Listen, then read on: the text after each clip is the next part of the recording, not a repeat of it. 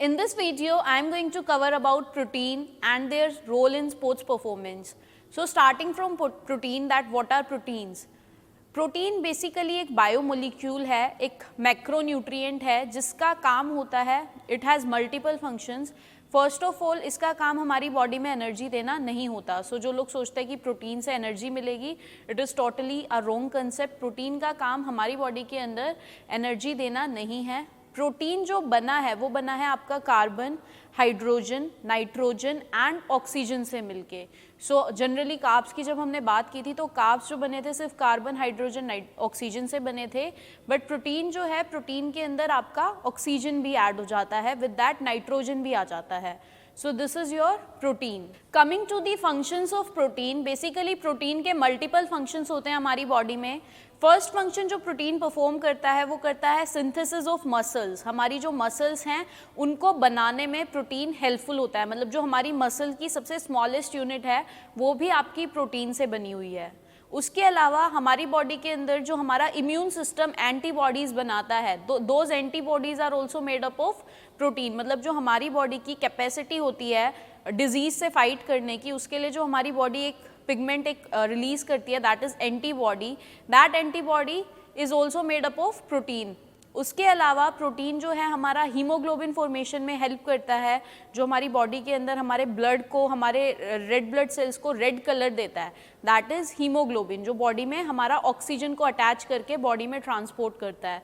तो हीमोग्लोबिन का जो ग्लोबिन पार्ट है दैट इज़ ऑल्सो प्रोटीन. उसके अलावा हमारी मसल सिंथेसिस, टिश्यू रिपेयर और हमारी बॉडी में जितना भी रिपेयरिंग का वर्क है वो भी प्रोटीन करता है. हमारे नेल्स, हेयर एंड इन सब की ग्रोथ के लिए protein is very helpful. So these are the major functions of protein. So next is your types of protein. So basically before discussing कि प्रोटीन के क्या टाइप्स होते हैं, वी नीड टू डिस्कस कि प्रोटीन की जो सबसे स्मॉलेस्ट यूनिट है that is a amino acid. So amino acid is the major building block of protein. मतलब जितने भी आपके प्रोटीन बने हैं, अगर आप उसको ब्रेक करोगे तो आपको बहुत सारे अमीनो एसिड्स मिलेंगे. सो अमीनो एसिड्स आपस में ज्वाइन होने के बाद आपका एक प्रोटीन फॉर्मेशन करते हैं. सो पहले हमें जानना होगा कि अमीनो एसिड्स की कौन कौन सी टाइप होती हैं. So we have two types of amino acids, one is essential and second is non essential. Total amino acids are 20, जिसमें से आपके 9 जो हैं वो एसेंशियल अमीनो एसिड्स होते हैं और जो रिमेनिंग 11 हैं they are non essential amino acids. So essential amino acids are those जिनको हमारी बॉडी प्रोड्यूस नहीं करती है और हमें डाइट में बाहर से लेने की ज़रूरत होती है. लाइक हमारी बॉडी में टेंडेंसी नहीं है कि वो अमीनो एसिड्स जो एसेंशियल वाले हैं उनको बना पाए. सो दैट्स वाई कि आपकी वो रिक्वायरमेंट पूरी हो उसके लिए आपको डाइट से लेने की ज़रूरत है. But coming to the non essential amino acids, उनको हमारी बॉडी ऑटोमेटिकली खुद बनाती है. सो उसको हमें एक्स्ट्रा एफर्ट करके बाहर से लेने की ज़रूरत नहीं है. लाइक अगर हम नॉर्मल न्यूट्रिशन ले रहे हैं, हमारी बैलेंस डाइट ले रहे हैं, तो हमारी बॉडी ऑटोमेटिकली आपके जो नॉन एसेंशियल अमीनो एसिड्स हैं उनको बनाना स्टार्ट कर देती है. So coming back to the और essential amino acids, essential amino acids जो 9 हैं उसमें से मेजरली जो हमें डिस्कस करने हैं regarding to sports performance, that are 3. One is your leucine, second is isoleucine and third is valine. So leucine, isoleucine and valine जो जनरली आप BCA लेते हैं, एक्सटर्नल फॉर्म में जो हम लोग BCA लेते हैं अपना वर्कआउट के बीच में, या हम जो सप्लीमेंट्स लेते हैं प्रोटीन के, उनके अंदर भी जो आपका अमीनो एसिड्स प्रेजेंट होते हैं वो ल्यूसीन, आइसोल्यूसीन एंड वेलिन होते हैं. सो इन तीनों अमीनो एसिड्स का मेन फंक्शन है आपकी मसल सिंथेसिस करना, मसल रिपेयर करना. सो पोस्ट वर्कआउट या ड्यूरिंग वर्कआउट जो हमारा मसल ब्रेक डाउन होता है या मसल डीजनरेट होता है, उसको रिपेयरिंग के लिए, उसको ठीक करने के लिए, उसकी रिकवरी के लिए we need leucine, isoleucine and valine.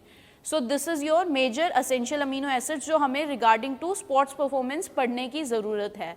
So coming back to your types of protein, हमारा जो टाइप ऑफ प्रोटीन है वो 2 पार्ट्स में डिवाइड है. First is your complete protein and second is incomplete protein. Complete protein is that protein which consist all 9 essential amino acids. मतलब जो आपका complete protein होगा उसमें सारे 9 के 9 essential amino acids required amount में प्रेजेंट होते हैं. So that's why we call it complete protein. Generally जो हमें कंप्लीट प्रोटीन है वो एनिमल सोर्सेज से मिलता है. मतलब जितना भी आपका एनिमल सोर्स प्रोटीन है, फॉर एग्जाम्पल आपका मिल्क है, पनीर है, एग है, नॉनवेज आप खाते हैं, चिकन, मीट, फिश, इन सब के अंदर जो प्रोटीन होता है that is complete protein. While incomplete protein is that जिसके अंदर ईदर 1 और 2 essential amino acids are missing, मतलब सारे नहीं, सिर्फ 1 या 2 एसेंशियल अमीनो एसिड मिसिंग है, तो उस केस में हम उस प्रोटीन को बोलेंगे incomplete protein. But incomplete protein हमें कहाँ से मिलता है? It comes from plant sources. So basically अगर मैं बात करूँ इनकम्प्लीट प्रोटीन की, we have some exceptions in that. मतलब जनरली अगर आपने देखा हो, चिया सीड्स है आपका, वॉलनट्स है, फ्लेक्स सीड्स हैं, क्विनोआ है, सोए है, these are plant based products but they consist complete protein, मतलब उनके अंदर 9 के 9 एसेंशियल अमीनो एसिड्स प्रेजेंट होते हैं, इसीलिए हम इसको कंप्लीट प्रोटीन बोलते हैं। वैसे तो है plant source but they are the exceptions, only chia seeds, flax seeds, quinoa, hemp seeds, walnuts. Next is complementary protein. Complementary basically वो प्रोटीन होता है जिसमें व्हेन यू कंबाइन 2 नॉन या 2 इनकम्प्लीट प्रोटीन्स और वो आपस में कंबाइन होने के बाद आपका कंप्लीट प्रोटीन फॉर्मेशन कर देते हैं, they are the example of complementary protein. For example if you consume rice, तो राइस में आपके 1 या 2 एसेंशियल अमीनो एसिड्स मिसिंग होते हैं, बट हम राइस के साथ जनरली दाल, राजमा, चना, इन सब का कंजप्शन करते हैं, सो उसके अंदर भी आपका 1 या 2 एसेंशियल अमीनो एसिड्स हैं। फॉर एग्जाम्पल अगर मैं इसका एग्जाम्पल दूं कि अगर आप बात करें राइस की, तो राइस में लेट कर लीजिए कि आपका ए और B essential amino acid missing है, बट उसी जगह अगर मैं उसके साथ दाल कंज्यूम कर रही हूँ तो दाल में एक्स और Y essential amino acid absent है, बट जब हम इन्हें आपस में कंबाइन कर रहे हैं तो इनके अंदर ए और बी भी आ गया और एक्स और वाई भी आ गया। एक में जो नहीं था वो दूसरे ने दिया और जो उसमें नहीं था वो उसको पहले वाले ने दिया। इस तरह से इसने हमारा प्रोटीन जो है वो कंप्लीट कर दिया। Next is your quality of protein. आप प्रोटीन की क्वालिटी को कैसे चेक करेंगे? For checking the quality of protein हमें हमेशा देखना चाहिए कि उसकी बायो अवेलेबिलिटी कितनी है। Meaning of bio availability is कि आपने जितना प्रोटीन कंज्यूम किया है उसमें से कितना % आपकी बॉडी एब्जॉर्ब कर पा रही है, उसको यूटिलाइज कर पा रही है। अगर मैं 100% प्रोटीन यूज़ कर रही हूँ या प्रोटीन खा रही हूँ तो उसमें से 100% यूटिलाइज हो रहा है या नहीं हो रहा, वो आपकी बायो अवेलेबिलिटी होती है। सो बायो अवेलेबिलिटी को चेक करने के लिए वी हैव अ मेथड जिसका नाम है PDCARS, protein digestibility correct amino acid score. इसने बेसिकली प्रोटीन की क्वालिटी को डिवाइड किया हुआ है। इस मेथड में एक स्कोरिंग होती है जो कि होती है 1.0 is the maximum score. For example अगर आपने किसी प्रोटीन को 1.0 स्कोर दिया है, मतलब वो 100% आपकी बॉडी उसको डाइजेस्ट और एब्जॉर्ब कर पाएगी। सो इसके अंदर जो आपका वे प्रोटीन है, कैसीन प्रोटीन है, मिल्क प्रोटीन है, एग प्रोटीन है, they are like the best source of protein. उनकी जो बायो अवेलेबिलिटी है वो सबसे ज़्यादा हाईएस्ट है, वो सब 1.0 स्कोर करते हैं PDCARS मेथड के अंदर। मतलब 100% जो आप कंज्यूम कर रहे हो उसका 100% आपकी बॉडी यूटिलाइज कर पा रही है। But coming to your beef protein, इसका जो PDCARS है दैट इज़ 0.92। आपका जो ग्लूटेन प्रोटीन है या जो हमारा वीट के अंदर ग्लूटेन पार्टिकल होता है उसके PDCARS की अगर मैं बात करूं तो इट इज़ 0.25, मतलब बहुत ज़्यादा कम हो जाता है, इसीलिए हमारी बॉडी वेजिटेरियन सोर्स से ज़्यादा प्रोटीन एक्सट्रैक्ट नहीं कर पाती। जो हमारी बीन्स होती हैं उनका होता है 0.52 के अराउंड, या पीनट्स का भी आपका 0.52 होता है। सो दिस इज़ समथिंग कि इसीलिए हमारी बॉडी उसको पूरी तरह से एब्जॉर्ब नहीं कर पाती।